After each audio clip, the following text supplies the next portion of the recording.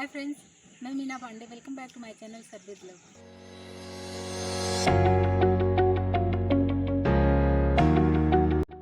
आज मैं मार्केट के जैसे चाको पाई बनाने जा रही हूँ। तो उसके लिए मैंने कुछ बिस्किट्स ले लिए हैं। मारी गोल्ड बिस्किट है, तो ये बिस्किट मैंने ले लिए हैं। इतने पीस आपको बनाने हैं। एक पीस चाको पाई बनाने में ये 3 बिस्किट लगेगा, तो इस हिसाब से ले लिया है। इसके लिए जो वाइट क्रीम होता है वो वाइट क्रीम में बना लेती हूँ। वाइट क्रीम बनाने के लिए मैंने 2 टेबल स्पून मिल्क पाउडर ले लिया है और 1 टेबल स्पून मैं इसमें कंडेंस मिल्क डाल रही हूँ।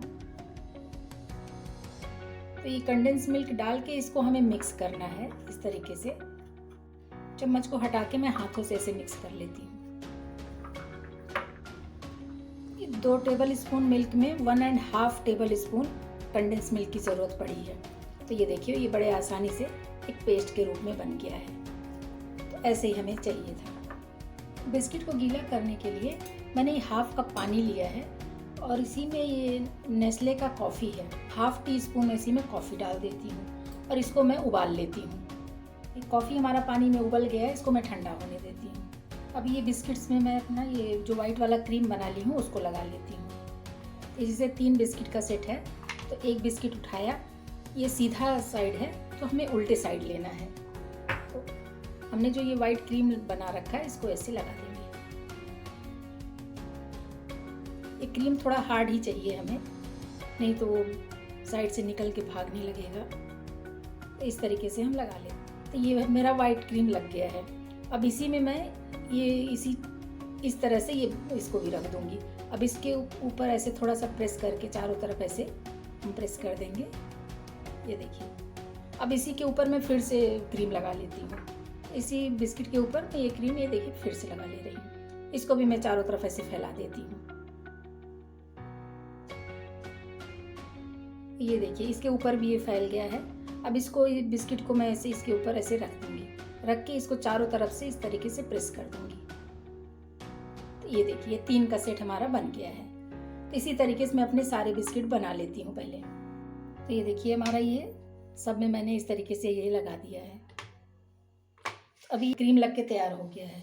तो जो मैंने ये कॉफ़ी बना लिया था अभी ठंडा हो चुका है। तो इस तरीके से ब्रश ले लो या फिर बिस्किट ही उठा के डिप कर सकते हो।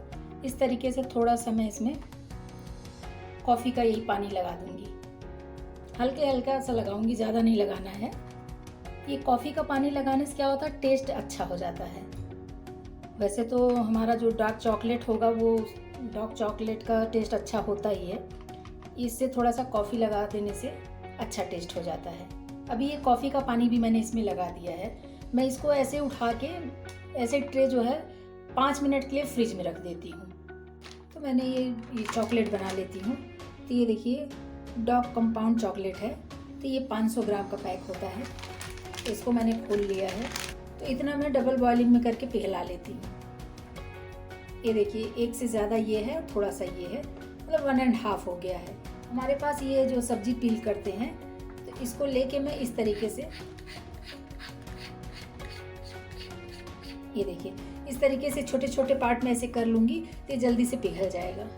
तो ये देखिए, मैंने इतना पिघल कर लिया है। बचा हुआ इसको भी मैं इसी कर लेती हूँ। तो ये देखिए, ये लगभग 150 ग्राम होगा चॉकलेट हमारा। बिल्कुल बारीक बारीक हो गए हैं। अब ये मेल्ट होने में ज़्यादा टाइम नहीं लेंगे।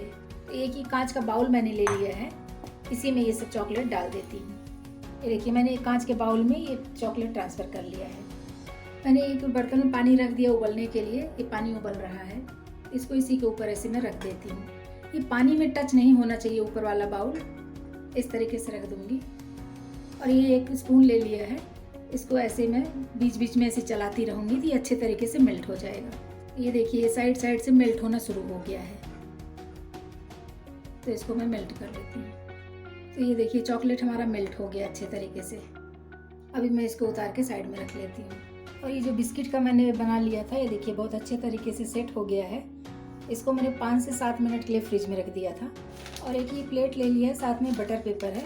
ये बटर पेपर के ऊपर मैं जो चॉकलेट में डिप कर लूँगी तो इसी पे रखूँगी। इसको मैं साइड में रख लेती हूँ। और ये 2 फॉर्क लिया है, इसी की सहायता से मैं इसमें डिप करूँगी।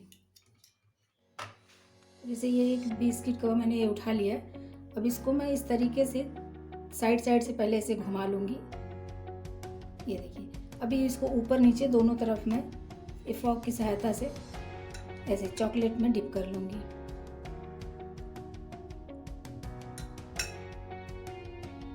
ये दोनों तरफ से डिप हो गया है, अच्छे से दोनों तरफ से कोटिंग हो गई है। ये देखिए, और नीचे से दूसरे फॉक से मैं इस तरीके से जो हमारा ये चॉकलेट लगा है उसको मैं क्लीन कर देती हूँ और ये बटर पेपर पे ऐसे उतार के रख दूँगी। ये देखिए, इस तरीके से। इसी तरीके से मैं अपना दूसरा भी बना लेती हूँ। पहले इसे साइड में लगाएंगे।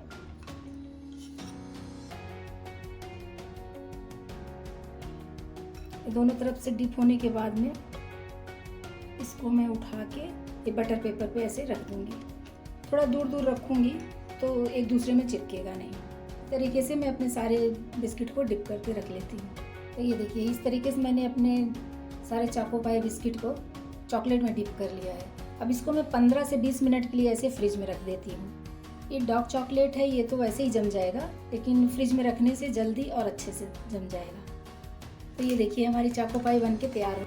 कोई भी चोको पाई उठा के आप देख लीजिए, बहुत अच्छे तरीके से कोटिंग भी हुई है चॉकलेट की। ये देखिए, ये बटर पेपर रखने से ये होता है कि ये नीचे लगेगा नहीं, चिपकेगा नहीं और बड़े आसानी से ये पेपर छोड़ देता है। ये देखिए, जो सिल्वर फॉइल होता है उसको भी लगा के कर सकते हो। अभी इसको मैं थोड़ा सा डेकोरेट कर देती हूँ। जो हमारे पास ये चॉकलेट है, मैंने थोड़ा सा और गर्म कर दिया क्योंकि ये जम रहा था, इसलिए थोड़ा सा गर्म कर दिया। और हमारे पास ये स्प्रिंकल है, तो इसको मैं थोड़ा यहीं रख दूँगी जहाँ पर हमने ये चॉकलेट को लगाया है। चॉकलेट के कुछ ड्रॉप्स ऐसे मैंने लगा दिए थे, वहाँ पे ऐसे रख देती हूँ। ये बच्चों को देखने में बहुत सुंदर लगेगा और बच्चों को बहुत पसंद आएगा। ये 3 में मैंने स्प्रिंकल लगा दिए हैं, बाकी 3 को मैंने प्लेन ही रखा है। ये हमारी चोको पाई बन के तैयार हो गई है। एक मैं आपको काट के इसको दिखाती हूँ। अभी मैं काट के दिखाती हूँ। एक नाइफ ले लिया है, इस तरीके से हमारा चोको पाई बन के तैयार हो गया है। ये हमारा चोको पाई बन के तैयार हो गया है। आप लोग भी बनाइए और कमेंट्स बॉक्स में ज़रूर बताइएगा कि कैसा बना है।